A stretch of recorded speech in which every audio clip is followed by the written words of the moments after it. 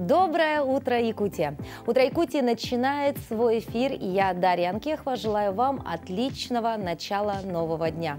И я надеюсь, что это утро вы, конечно, как обычно, по доброй традиции будете встречать его с нами.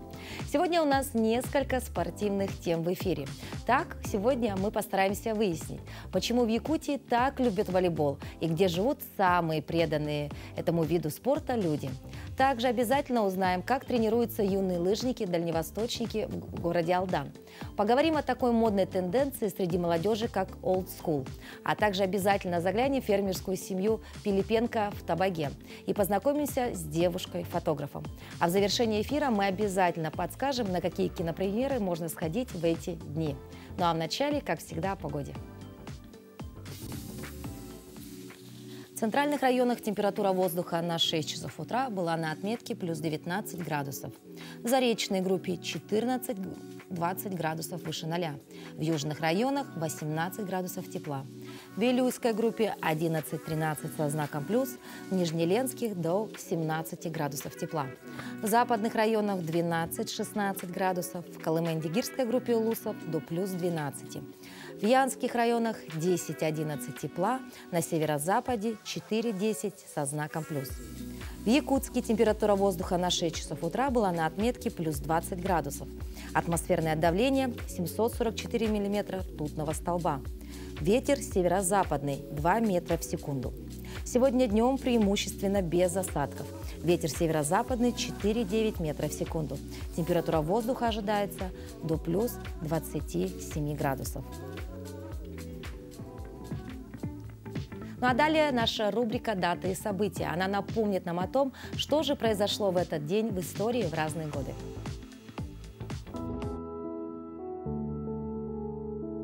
30 июня – Международный день астероида, Международный день парламентаризма и День сотрудника службы охраны уголовно-исполнительной системы Министерства юстиции России. По народному календарю яркая зорница 30 июня предвещает хороший урожай, а вечерняя радуга – хорошую погоду. Багровый закат сулит сильный ветер и ненастье.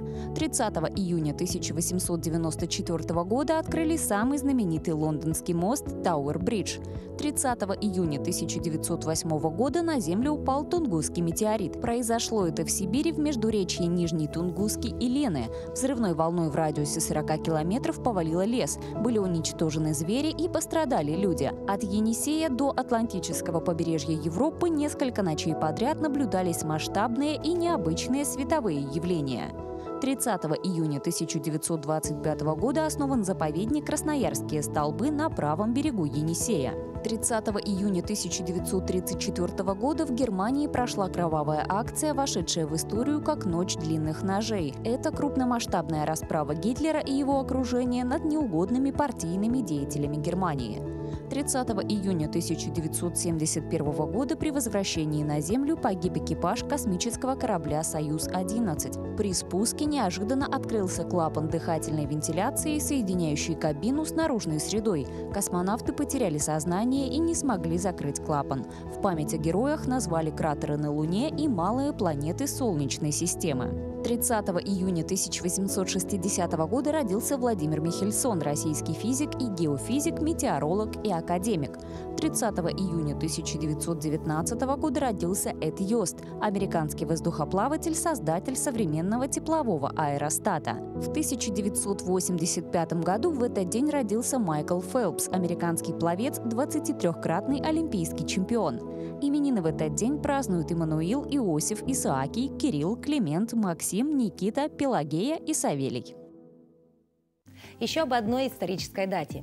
В этом году исполняется 30 лет со дня создания общественной организации «Сахава».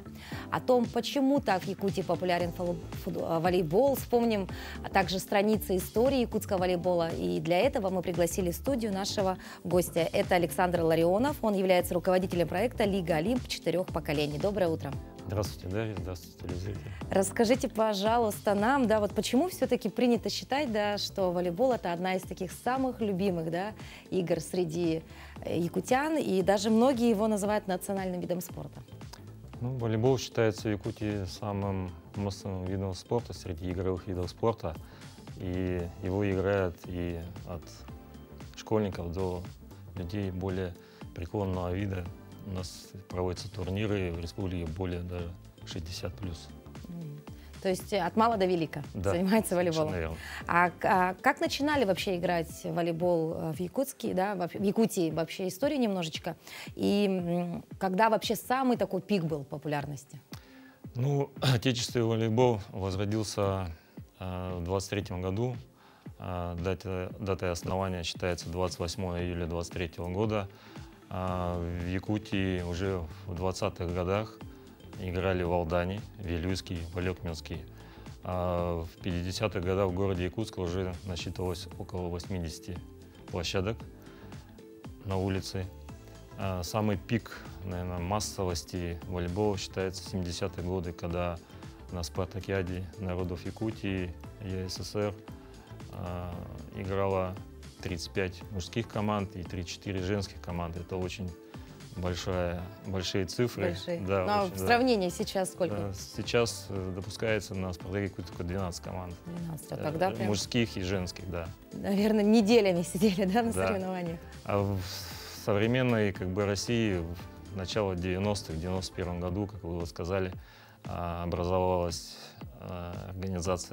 общественная организация волейболистов Сахала со своими суперфиналами, фестивалями, региональной лигой. Большой толчок дало развитию сельской местности. Волейбол начал развиваться и до сих пор развивается. И что характерно, Сахала развивает не только молодое поколение, но и преклонный возраст. Очень много турниров среди ветеранов. Вы являетесь руководителем проекта «Лига Олимп 4 поколений», да? И в свое время выиграли президентский грант, да? Вообще, что это за проект такой, да, и кого вы привлекаете вообще? Да, мы подали заявку в 2021 году на первый конкурс президентских грантов фонда. Фонд нас поддержал. Мы провели с марта месяца закончили 11 июня 7 турниров, из них 6 турниров это по классическому волейболу, и 7-й турнир это был Сахала Бол среди ветеранов 50+.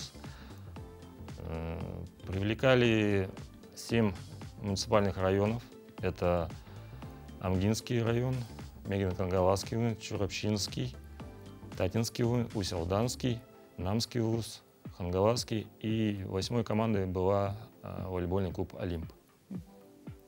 То есть это так, чтобы популяризировать, да? Да, это задача очень большая была география, объединенная в 4 возраста. Участвовало 540 участников, проведено за 3 месяца 100 игр. Александр, а вот вы не раз, да, сказали о том, что люди преклонного возраста любят волейбол, да? А если сравнить такую небольшую статистику, может быть, все-таки больше волейболом увлекается сейчас молодежь или же все-таки там более старшее поколение? Конечно, молодежь — это же школьники, это студенты, это до 35 лет, очень много молодое движение, оно очень развито. Вы уже провели серию соревнований и примерно знаете, где у нас в республике самые сильные команды. Вот кто же все-таки фавориты волейбола, да, и вообще, самые спортивные улусы, можно же назвать. Ну вот не зря Лига Олимп объединила 8 таких команд, из них 7 муниципальных районов, и более ровно провели лигу и подошли ответственно к этой лиге, да, потому что нужно было объединить 4 возраста. Это старшеклассники, молодые люди 18+, это старшеклассники, это мальчики и девочки, юноши и девушки, мужчины и женщины 35+, и старшее поколение 50. Более ровно хорошо выступили это Чурапчинский улус, Мегин-Кангаласский улус и волейбольный клуб «Олимп». Они стали призерами и победителями этих игр. Вот мы сейчас видим кадры, да, очень активные болельщики, да, то есть скандируют, ликуют, да. А вообще, каковы условия? Созданы ли условия для того, чтобы вот все-таки волейбол развивался? И что вы делаете для этого? Ну, во-первых, цель, конечно, популяризировать, чтобы развивалось, чтобы финансирование было у данного вида спорта. Недаром, что фонд, это же все бесплатно, это федеральные деньги для развития, для массовости, популяризации волейбола. И проект объединяет возраста, все 4 возраста. Это очень уникальный проект. Нигде такого не было в Якутии. То есть проводились турниры, но чтобы соединить в одной, соединить и объединить общим зачетом, это уникально. Ну, совсем скоро состоится спартакиада народов Якутии, да, долгожданное событие для всех спортсменов нашей республики. Да. Какие прогнозы у вас вот именно по дисциплине волейбол? И будете ли вы присутствовать на этом мероприятии? Ну, спартакиада Якутии пройдет в Усалданском районе, в Уси. Конечно, фаворитами игр среди женщин считается команда Северо-Восточного федерального университета. Среди мужчин очень в последнее время возросла конкуренция и очень трудно предсказать. Но в последний год очень сильно добавила опытная команда города Якутска. Также очень сильный Намский улус, Ленский район, Алекминский район, Чурапчинский район. Всем пожелаем удачи, чтобы играли и хорошо, чтобы все смотрели и болели. Ну и, конечно, мы также присоединяемся к этим пожеланиям и уверены, что в волейболе победит сильнейший. Ну а мы сейчас должны прерваться на короткую паузу. И сразу после этого мы вернемся в студию и продолжим знакомство с новыми гостями и поговорим на новые темы.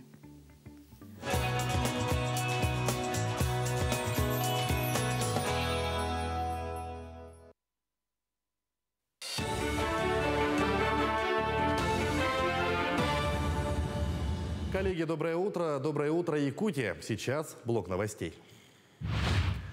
Аграриям Хасавюртовского района в Дагестане предстоит убрать озимый ячмень на площади около 6 тысяч гектаров. Всего в республике предстоит убрать 93 тысячи гектаров озимых зерновых, из которых наибольшая площадь, 16,5 тысяч га, приходится на Хасавюртовский район. Сельхозпредприятия района одними из первых в республике приступили к уборочной страде, уборке озимого ячменя и продолжают демонстрировать хорошие темпы. Ранее уборке урожая способствует теплая погода.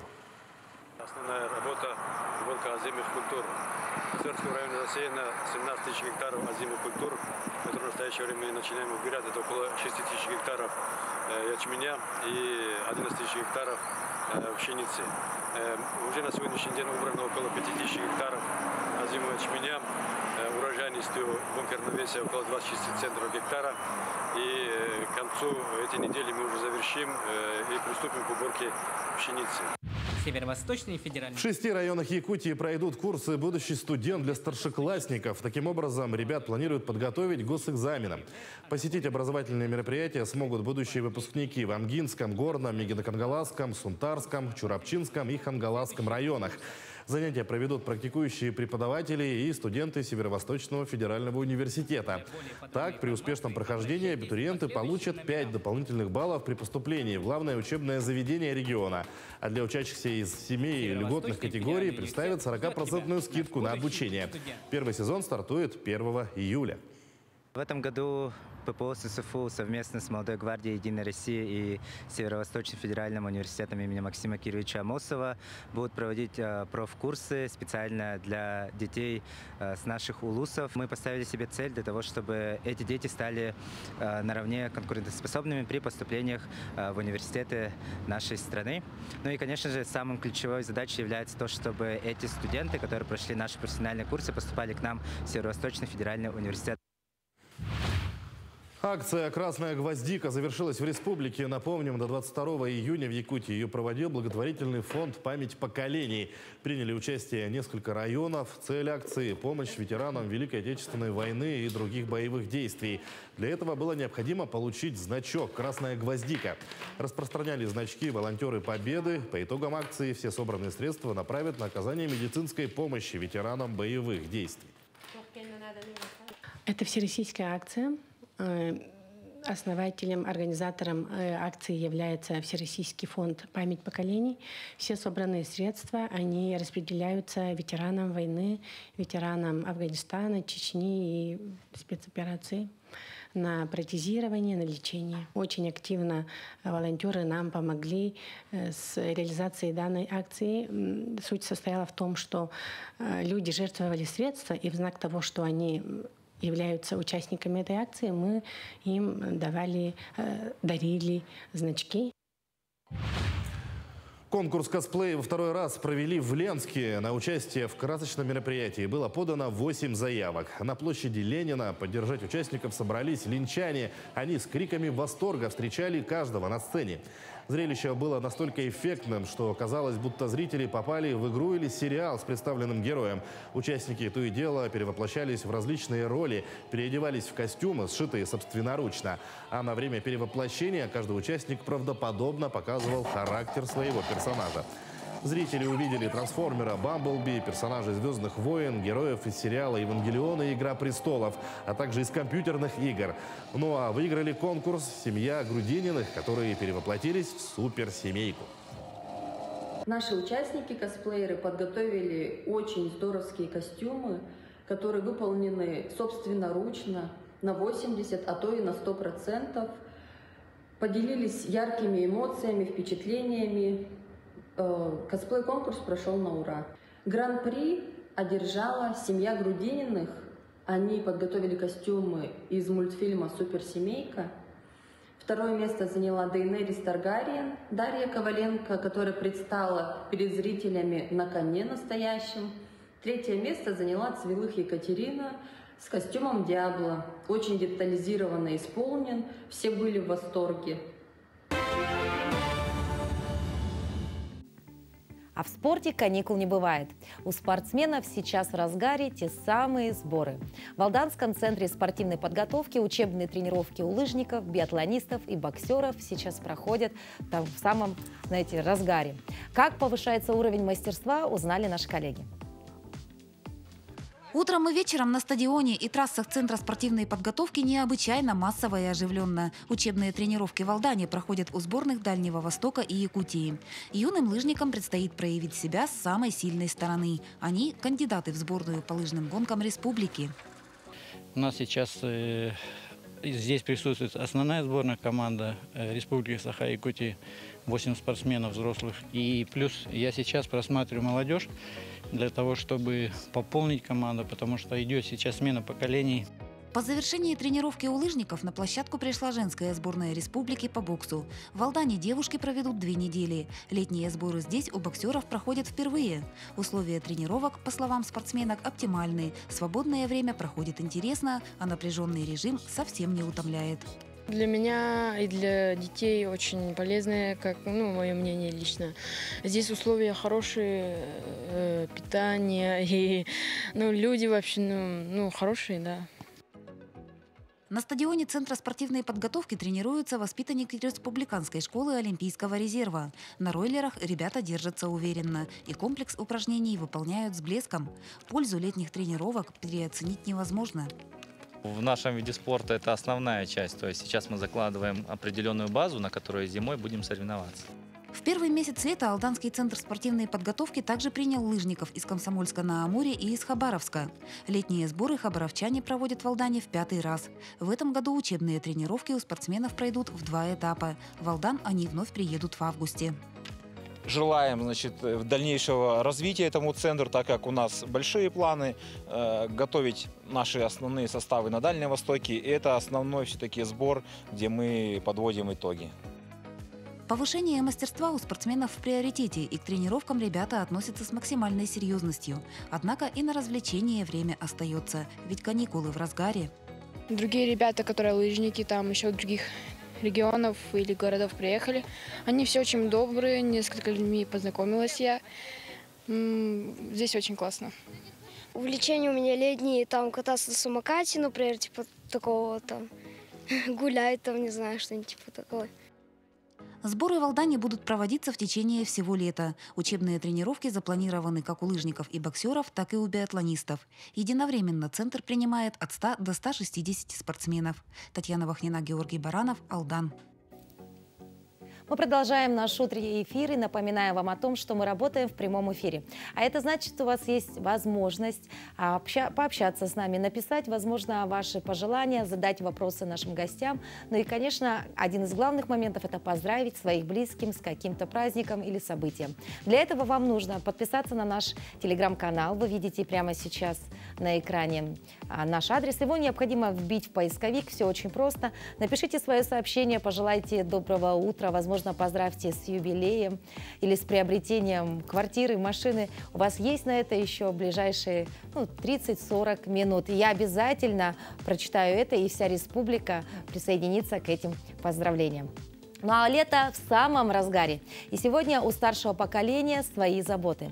Многие семьи в Якутии имеют свои подсобные хозяйства. Сегодня мы хотим рассказать вам о семье Пилипенко, которая проживает в Новотабаге.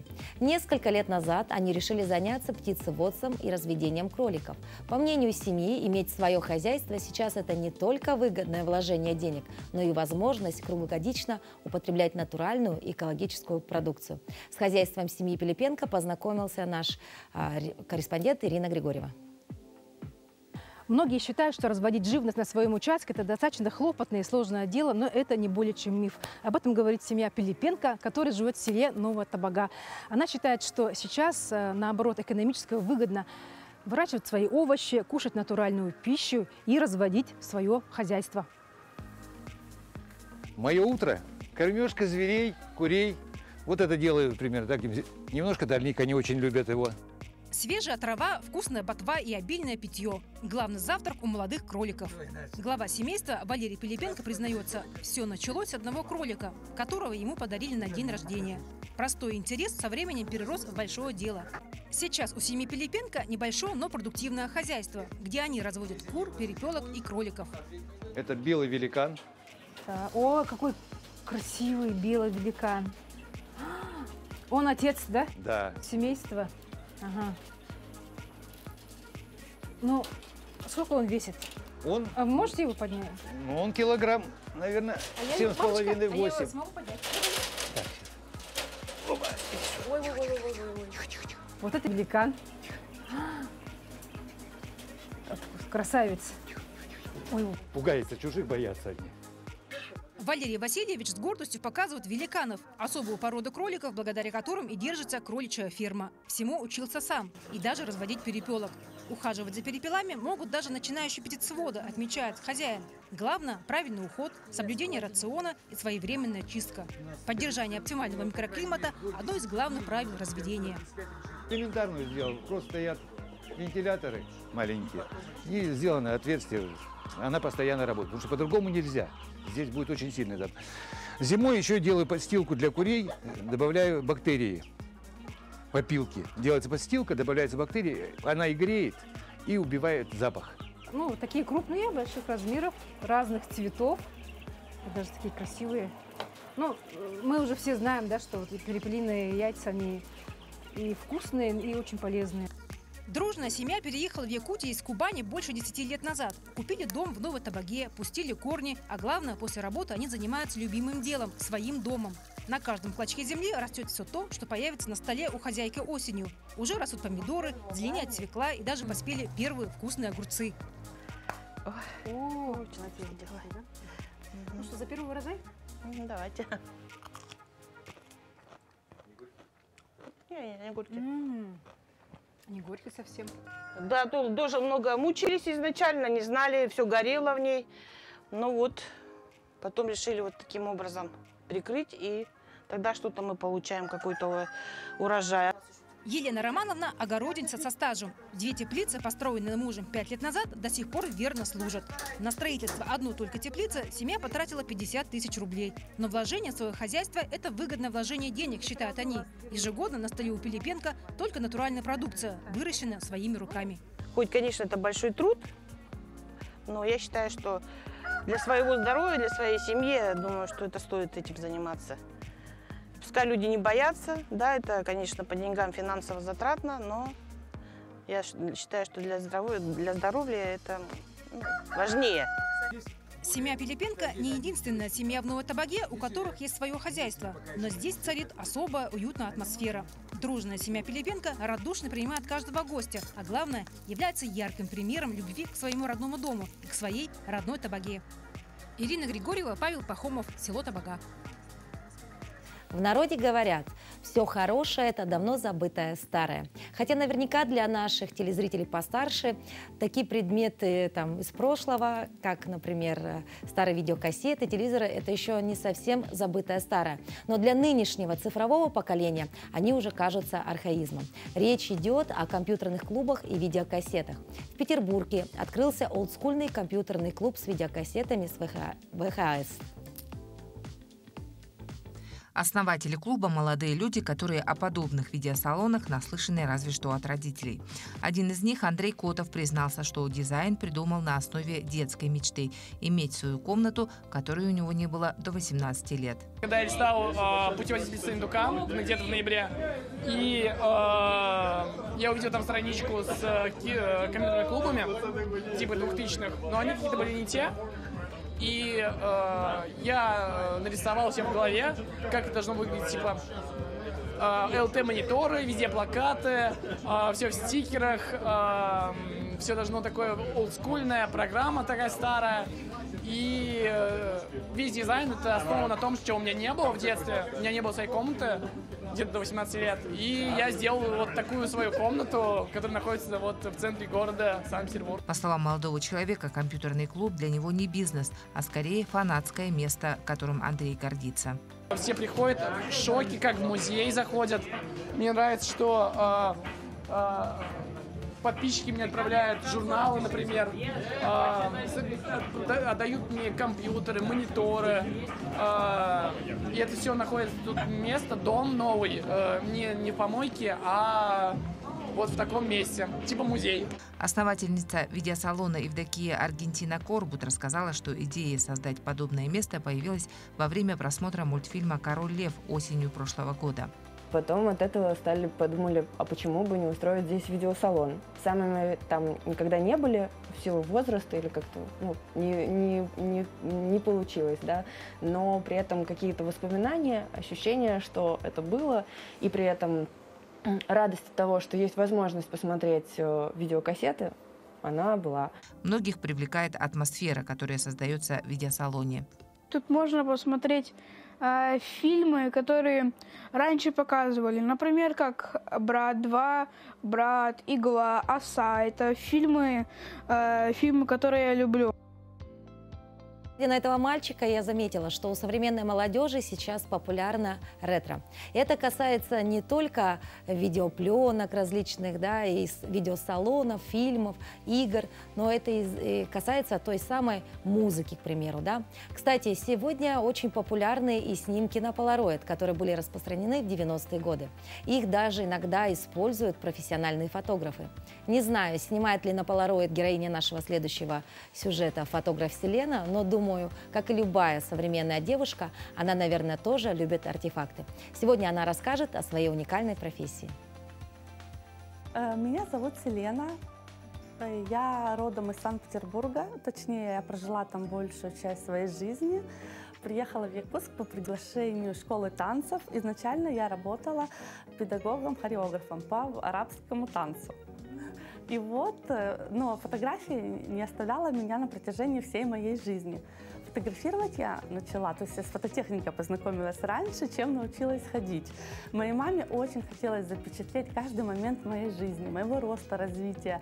Поэтому у нас каждый год были новые семейные фотоальбомы. У меня 2 высших образования, 2 технических образования. Я инженер-теплотехник и инженер АСУТП, автоматизированная система управления технологическими процессами. Но меня всегда тянуло в творчество. Собственно, поэтому я и стала профессиональной исполнительницей арабского танца. И вот симбиоз технических знаний и творческой профессии танцовщицы переросло в фотографию, хотя с этим я изначально была знакома с детства.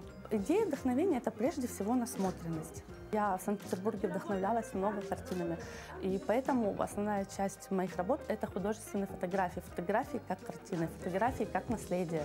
В Якутске меня вдохновляет природа, люди, модели. Я для себя выбрала семейную групповую фотографию, потому что для меня фотография – это связь поколений. Я хочу, чтобы у каждой семьи были фотографии как наследие, как вдохновение, как сила рода, проходящие через поколения. Если раньше, я помню, во времена моего детства мы вырезали родственников своих и приклеивали, и делали общий коллаж, то сейчас с помощью техники это возможно сделать сразу. То есть на моих снимках есть по 4, по 5 поколений даже, что не может не радовать. С гордостью могу сказать, что я могу работать при любых световых условиях. То есть это не только режимные часы, рассвет и закат. Я люблю и даже делаю вызов работать в яркий солнечный день, в помещениях со смешанным светом. Потому, во-первых, я хорошо владею импульсным светом. В принципе, это и дает мне возможность работать в любых световых условиях, не бояться никаких сложных условий. Для меня самое главное – это не фотошоп. То есть я за хорошие исходники, я не рассчитываю на постобработку. Постобработка – это лишь вишенка на торте, потому что фотограф и камера, они видят по-разному. Самое главное для меня – залог – это качественный исходник. То есть цвет решает все. Кто владеет цветом, ну я уже перефразировала, тот владеет миром. Ну то есть тот владеет миром фотографии, кто владеет цветом. Я еду на съемку, я уже вся на энергии. Обычно люди от меня убегают, потому что я не могу остановиться. Я, если чувствую, что я что-то не сняла, я людей не отпускаю. Сами люди, герои, вот это вот совмещение героя, образа, локации мне дает вдохновение. Самый основной минус – это цена на технику. Ну, фотограф постоянно должен обновляться, развиваться. Камеры очень дорогие. Вот у меня сейчас в планах покупка камеры, стоимость более $500 000 рублей. Плюс к ней нужно парочку объективов, которые тоже стоят более $500 000 рублей. Это что касается камеры и объектива. Дальше свет. Ну, я не буду брать такие, это просто штативы уже мелочи получается. А самое основное свет. Планы на будущее. У меня семья, вырастить достойных детей, сделать так, чтобы они гордились не только папой, но и мамой, ну, вырастить достойных граждан нашей страны. Фотограф, конечно, профессия увлекательная. Здесь нужно разбираться одновременно и в искусстве, и в технических тонкостях, и даже, скорее всего, нужно знать и физику. А вот ученым, двигающим прогресс, еще сложнее. Ведь им, помимо научных знаний, необходимо быть уверенным, что их разработки будут надежно служить, к примеру, для обеспечения безопасности эксплуатации крупных промышленных и транспортных объектов. Особенно это важно на севере, в условиях резкого континентального климата. И сегодня гость нашей студии Валерий Лепов, доктор технических наук, директор Института физико-технических проблем Северосибирского отделения Российской академии наук. Валерий Валерьевич, доброе утро. Доброе утро. Сегодня вот особенно в условиях западных стран разработка собственных технологий обязательно важна, как для республики, так и для страны в целом. Ваш проект посвящен безопасной эксплуатации промышленных и транспортных объектов на севере. Какие именно разработки и материалы ученые намерены предложить? Да, добрый день. Действительно, санкции и ряд ограничивающих с иностранными государствами действий, торговли и так далее наложили определенные ограничения. И эта программа называется импортозамещение, а часто даже импортонезависимость. И это материалы, обычно их разделяют на конструкционные и функциональные, но сейчас современные материалы могут в себе объединять эти функции. То есть они и обеспечивают прочность, и ресурс, холодостойкость, например, жаропрочность, износостойкость, коррозионную стойкость. И все это в одном комплексе еще и восстанавливает свои свойства в течение времени. То есть это так называемые умные смарт-материалы. Но пока у нас применения их нет, поскольку они находятся в разработках. И поэтому и традиционные материалы тоже требуются. И мы принимаем участие в разработке и применении. То есть работы прибавилось у вас, да, значительно? Да, особенно в перспективе ближайших лет, пока мы только начинаем внедрять это все. А зачем вообще нужно разрабатывать те самые новые материалы? И вот вы перечислили уже, какими они должны... Да, то есть они должны обладать рядом уникальных свойств для каждого применения. Например, в энергетике, для трубопроводного транспорта, в атомной промышленности свои. В нефтегазодобывающей тоже. А есть ли у нас, хватает ли у нас ресурсов именно для вот, тех самых новых материалов? Ну, если говорить о производстве, то у нас, конечно, нет больших производств. Поэтому мы предлагаем свои разработки каким-то большим предприятиям, где это могут производиться. Даже технологии, например, ремонта и восстановления. Сейчас в горнодобывающей промышленности, например, у золотопромышленников, у тех же Алмазов Анабара, у Алроса есть проблемы, связанные вот с частой поломкой, выходом из строя различных деталей, узлов, техники. И, к сожалению, вот те вот пути, которыми они получали детали, там, например, зубцы рыхлителя бульдозеров Камацу, они перекрыты, например, с Италии, с каких-то стран уже идет очень трудное затруднение. И вообще качество их значительно упало. И мы поэтому предложили свои разработки, свои материалы, которые, возможно, увеличат этот ресурс несколько раз. Но пока вот мы добились равнопрочности, то есть такие разработки ведутся. Ведутся. Но это же достаточно такое долгое, да, наверное, долгий процесс, да, ведь одно дело разработать, другое дело найти, кто это все потом в производство запустит, и потом мы получим конечный результат, да. Вот на ваш взгляд, примерно это все-таки будет длиться годами или теоретически это можно выполнить и в ближайшие месяцы? Ну, в ближайшие месяцы вряд ли. Мы вот примерно год занимаемся этой проблемой и уже добились, там, например, технологии ремонтной сварки, восстановления этих деталей. Их нужно, вот эти технологии, внедрить, посмотреть, как-то изменить, еще дополнительно расширить на другие отрасли. То есть это несколько лет, я думаю, 2-3 года, чтобы уже полностью их передать производственникам. А в какой вообще сфере, да, больше всего ощущается тот самый дефицит? Все-таки мы говорим про горнодобывающую, да, промышленность? Ну, горнодобывающая промышленность. Хотя большой дефицит испытывают и компании типа «Газпрома», например. У них фактически все технологии, все оборудование импортное. И вот перейти на отечественные рельсы будет трудно. То есть нужно несколько лет очень упорного труда, конечно. Но это такой достаточно хороший трамплин, да, для развития вообще, науки в целом, да, для... Ну, пока мы фактически делаем это на собственные средства. Если будет поддержка от производителей, конечно, тогда можно будет привлечь дополнительные кадры, резервы. Да. Вот здесь возникает следующий вопрос. Да. Те самые крупные компании, они сами заинтересованы в том, чтобы наши ученые все-таки разрабатывали новые материалы, и готовы ли они вкладывать те самые, ну, я думаю, большие, крупные средства? Тут как раз называют проблему основную, это долина смерти между тем, кто произвел технологию, и теми, кто готов внедрять, но уже готовую. То есть ее надо долго отрабатывать. И здесь, конечно, есть проблема. Но вот как раз обстоятельства заставляют ускорять этот процесс. И я думаю, что есть заинтересованные производители, есть наши разработки, и вот мы должны теснее взаимодействовать. Как раз вот научно-образовательный центр «Север. Территория устойчивого развития», он помогает ускорить этот процесс. Вообще, помимо вот новых материалов, в чем еще нуждается наша республика? Это различные технологии, новые технологии, связанные в том числе с автоматизацией, цифровизацией, защищенностью высокоопасных производств, например, шахты. Вы знаете, что каждый чуть ли не месяц происходят аварии и с человеческими жертвами, бывает, и с большим экономическим ущербом. То есть это технологии, которые позволяют удаленно производить эти работы или в режиме максимальной защищенности без человеческих жертв. Это повышение безопасности, надежности энергетического оборудования. Особенно, например, в зимний период у нас очень тяжело, например, будет лишиться газа, лишиться тепла от котельных. Трубопроводный транспорт очень важен тут.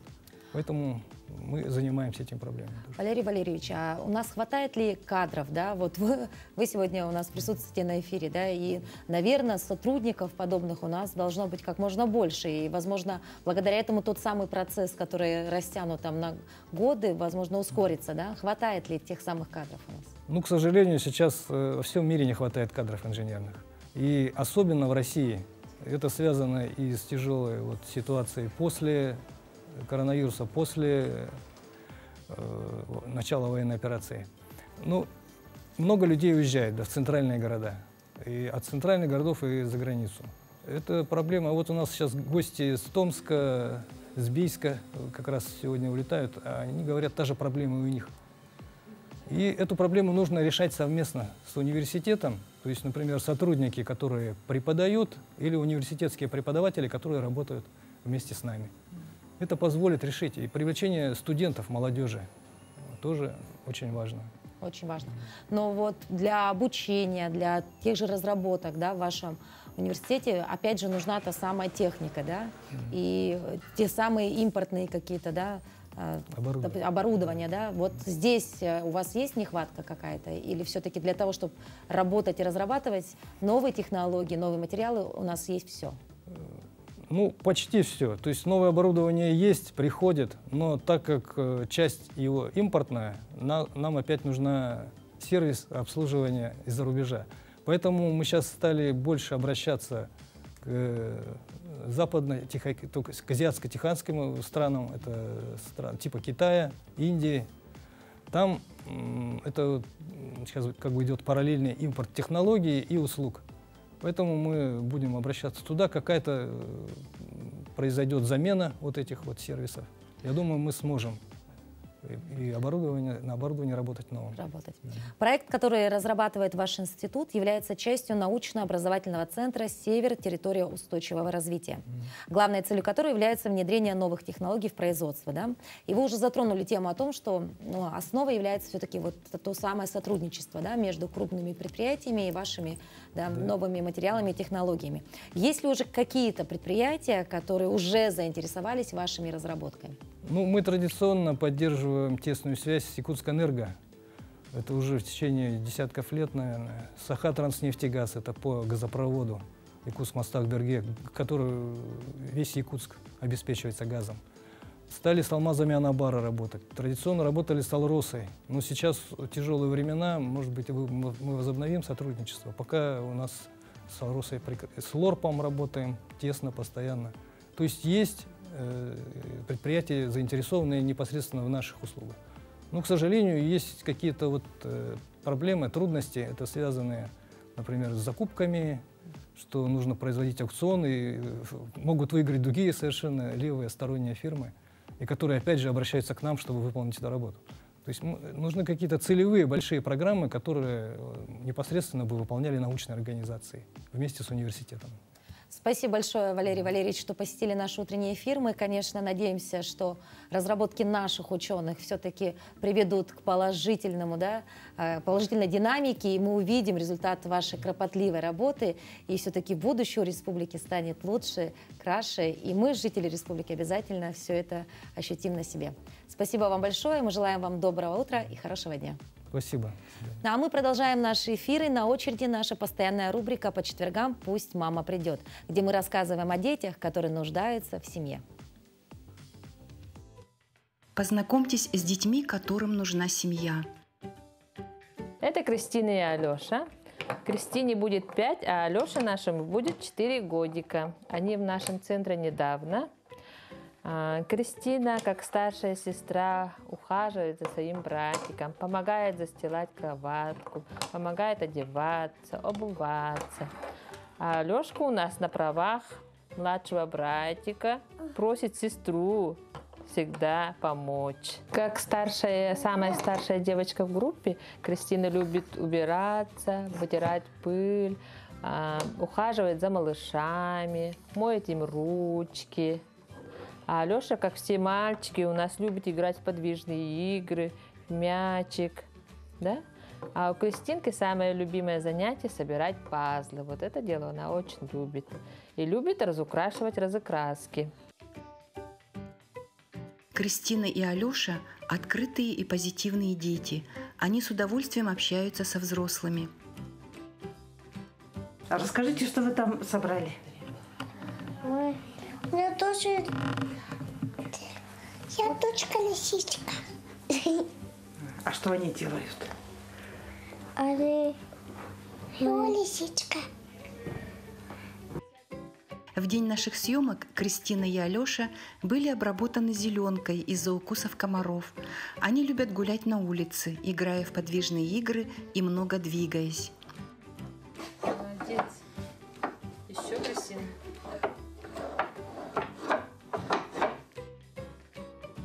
Кристина и Алеша все время проводят вместе, не расставаясь ни на минуту. Они учатся всему вместе, помогая и поддерживая друг друга. Кристина и Алеша любят возиться с кинетическим песком, проявляя фантазию и создавая разные творения из песка. Алеша и Кристина очень дружные и добрые дети. Они любят и оберегают друг друга и очень нуждаются в семье.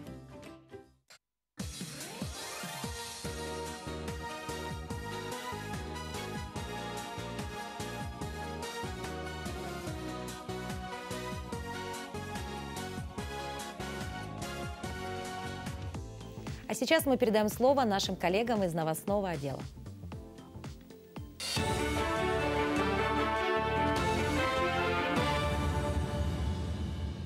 Якутия, доброе утро. Далее в нашем эфире блок новостей. Команда из 47 парашютистов-десантников Дальневосточной авиабазы Амурского авиаотделения в Хабаровске прибыла в Тампонский район на тушение лесных пожаров. Специалисты приехали в Хандыгу на 4 машинах с полным оборудованием. Далее команда поедет в село Теплый Ключ. Оттуда их перебросят на пожары в отдаленных и труднодоступных местностях.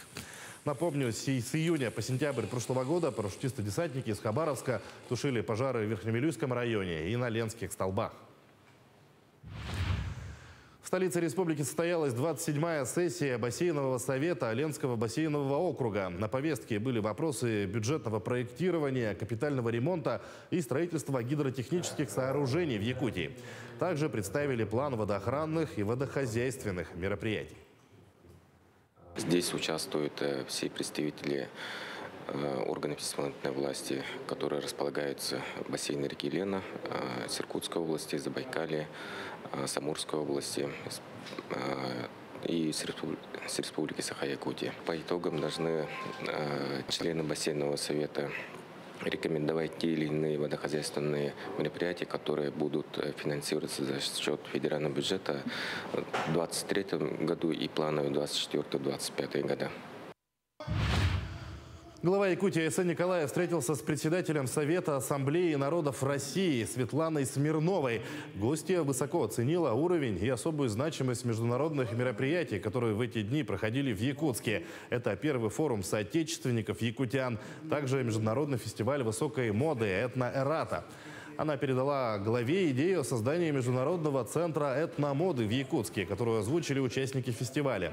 Также Светлана Смирнова пригласила республику принять участие в Днях Ассамблеи народов Евразии. Они проходят в разных странах мира. Ближайшие дни Ассамблеи планируют в Узбекистане, Египте, Анголе и Вьетнаме. Первая делегация вторых международных интеллектуальных игр прибыла в Якутск. Сборную команду из Москвы в составе 46 человек традиционно встретили в аэропорту в национальном стиле. Напомним, игры стартуют сегодня и завершатся 10 июля в Якутске. Всего участие в соревнованиях принимают 670 обучающихся и более 200 сопровождающих из 12 зарубежных стран и 14 регионов России. Победитель командного итога получит большой кубок, а победители конкурсов наградят медалями и дипломами. Это вторые мини. Мы понимаем, что они будут другие, не похожие по сравнению с первыми. Но мне кажется, это тоже такой особый вызов, когда мы будем проводить в смешанном формате. Это самый сложный формат организации. Но я в команде, которая организует мини, не сомневаюсь и уверен, что это будет уникальные события. И, конечно, основной вопрос у наших российских ребят, а будут ли живые иностранцы? Немножко будет, но будет большая часть в онлайн. Но все равно это будет непосредственно живая коммуникация. Торжественно открылся второй музыкальный конкурс юных исполнителей «Розовая чайка». Отмечу, что в 2019 году в первом конкурсе участвовало около 300 юных музыкантов. На этот конкурс собралось более 1400 участников. Расширилась и конкурсная программа. К классическим номинациям добавились 3 новые – академический вокал, хоровое пение и музыка для всех. Конкурс завершится гала-концертом лауреатов и дипломантов. Для многих молодых музыкантов «Розовая чайка» – это стартовая площадка в музыкальной карьере. Ребята, которые в первом конкурсе заняли гран-при, первые места. Это вот, например, Дарья Шахурдина. Она сейчас учится в высшей школе музыки, номинация «Скрипка».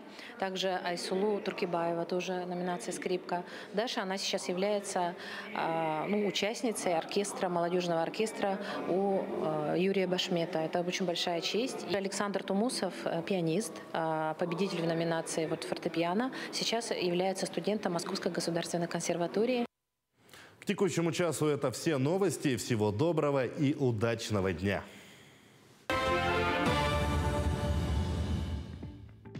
Сегодня четверг, а это значит, что пора планировать предстоящие выходные. Что нового в кинотеатрах, мы узнаем в рубрике «Киноафиша» Катерины Винокуровой.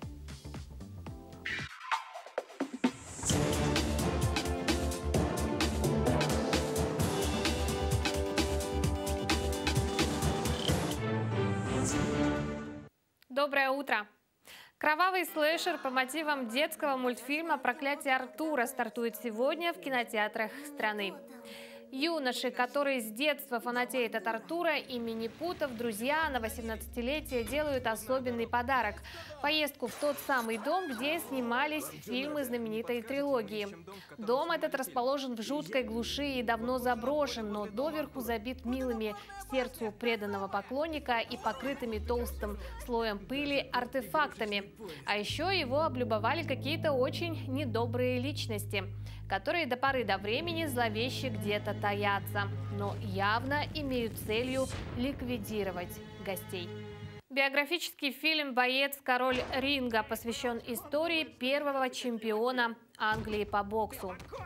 Сюжет фильма рассказывает историю становления профессионального боксера Джема Белчера, которому в начале 19 века через взлеты и падения удалось ворваться на спортивный Олимп. Главных героев проекта также сыграли Рэй Уинстон и Рассел Кроу. Один шанс, один бой. Ты можешь стать чемпионом. В прокат выходит фильм «Главная роль» про изнанку киноиндустрии. Это гламурное, но правдивое кино о шоу-бизнесе и его героях. Критики считают, что «Главная роль» – одна из ярких и стильных картин этого лета, которая приведет в кинозалы много зрителей. В главных ролях Пенелопа Круз, Антонио Бандерас и Оскар Мартинес. По сюжету престарелый миллиардер решает заняться благотворительностью и вкладывается в авторское кино. Решено пригласить самых что ни на есть известных кинематографистов, опытного режиссера по имени Лола и двух талантливых актеров.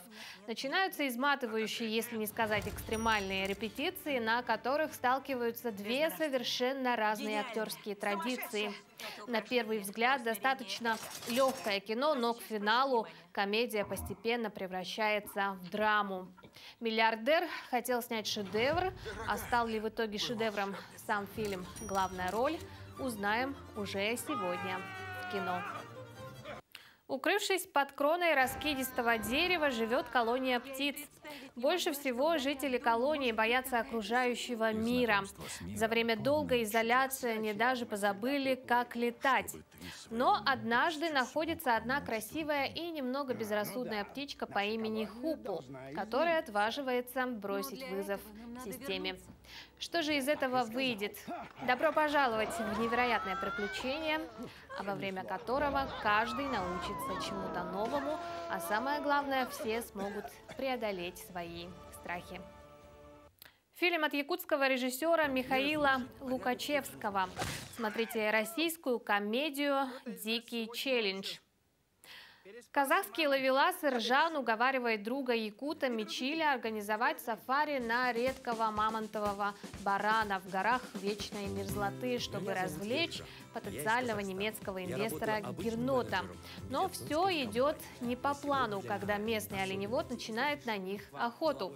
И теперь, чтобы вернуться домой живыми, им предстоит преодолеть тысячи километров лесотундры и уйти от погони.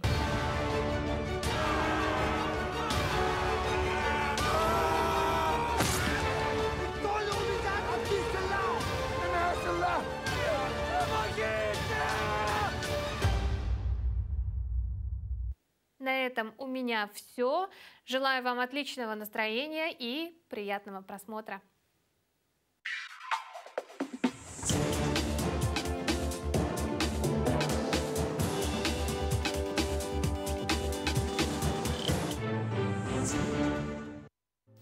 Доброе утро, дорогие телезрители. Наш эфир утренний подходит к концу. И хотелось бы в завершении нашего эфира напомнить вам, какой же будет погода сегодня. Потому что действительно за окном происходит что-то непонятное. Вроде бы пасмурно, солнышко где-то проглядывает.